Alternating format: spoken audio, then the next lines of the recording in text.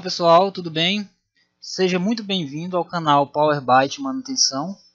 Hoje a gente vai falar sobre um assunto que muita gente tem dúvida, que é a leitura de esquemas elétricos de placas-mãe de notebook.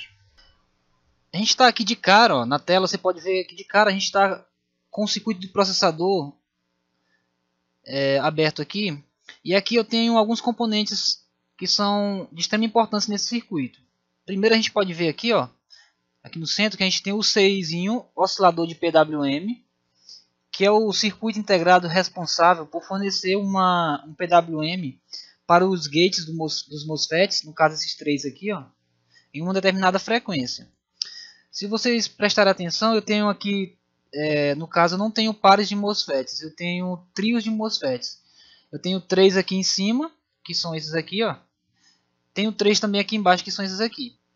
Eles são organizados em paralelo, três em paralelo, com o intuito de dividir a corrente que vai circular pelo circuito, a fim de um deles não sobreaquecer e assim ele queimar por esquentar muito. E aqui no meio, ó, aqui no meio deles, eu vou ter a tensão que vai alimentar o processador. Seguindo aqui, ó, passando por essa bobina, aqui eu tenho uma tensão que está marcada aqui, mais CPU Core, que vai alimentar o processador. Como é que esse aí aqui, o oscilador de PWM, funciona? É o seguinte, quando se conecta o cabo da fonte, esse 6 aqui, ele fica esperando um comando que vem do 6 Super I/O, que é o comando que vai habilitar o PWM. Quando se aperta o botão, o 6 Super I/O, ele envia um comando aqui para o pino 12. Aqui, ó, o pino 12 desse CI aqui, que está marcado VR-ON, que é a tensão que vai ligar esse 6 aqui, vai fazer ele fornecer o PWM. Essa tensão aqui que está no pino 12, esse comando que está no pino 12, ele vem através do 6 Super I/O. Se a gente seguir aqui a trilha, ó, descendo embaixo, a gente vem até aqui, ó. Eu tenho aqui marcado 17 VCore ON. Esse 17 aqui significa que ele está na página 17 do esquema elétrico. Se você verificar lá na página 17, vai estar o circuito do 6 Super I/O. Vai estar o 6 Super I/O lá. E aí de lá que vem o comando para habilitar esse 6 aqui. Depois de habilitado, ele vai fornecer os PWMs para os seus respectivos MOSFETs. Ó.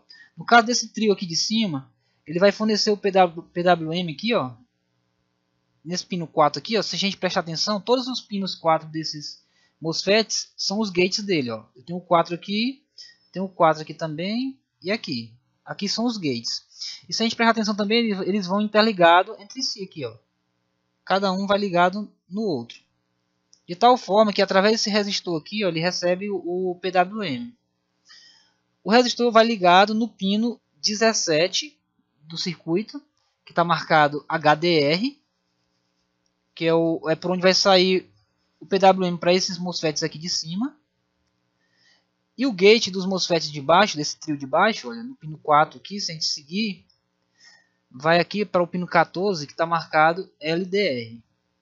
É daqui que saiu o PWM. Aqui também nesse 6 aqui tem uma curiosidade muito interessante, que é o seguinte.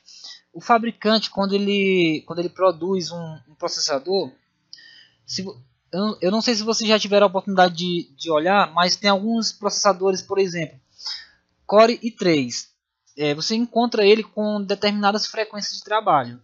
Tem Core i3 com 2.2 GHz de frequência, tem ele com apenas 1.8 e vários outros tipos de frequência. Isso significa que a cada frequência ele vai funcionar com uma tensão diferente. O processador necessita de uma tensão diferente. Então, eu tenho alguns pinos aqui, ó, que é dedicado a isso. Ó. Se vocês prestarem atenção aqui, eu tenho esse pininho aqui, ó, marcado VID. Eu tenho VID0, VID1, VID2, VID3, 4, 5 e 6.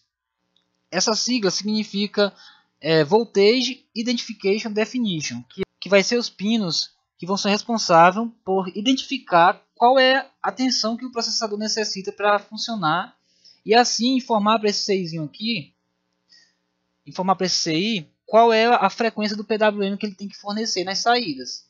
E assim o circuito vai trabalhar em harmonia. Aqui, voltando aqui aos MOSFETs, a gente pode falar um pouco deles também, que é o seguinte.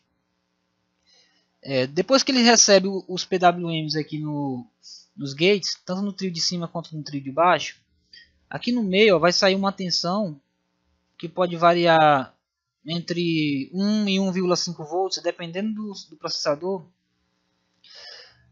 Aqui eu tenho a bobina L6, que é por onde vai passar essa tensão, e mais na frente, se você olhar aqui, marcado CPU Core também, tem uma coisa interessante também, que é a corrente que esse processador consome. Por incrível que pareça, esse processador ele consome 36 amperes. É muita coisa, por isso que o fabricante já coloca esses MOSFETs aqui em paralelo para dividir essa corrente. Se passar 36 amperes por apenas um MOSFET, ele vai simplesmente torrar. Então, pessoal, essa é a dica que eu quero falar para vocês. Existem várias outras coisas que a gente poderia falar desse circuito, mas eu quero passar essa dica, não vou passar tudo de uma vez para ficar mais fácil de você entender.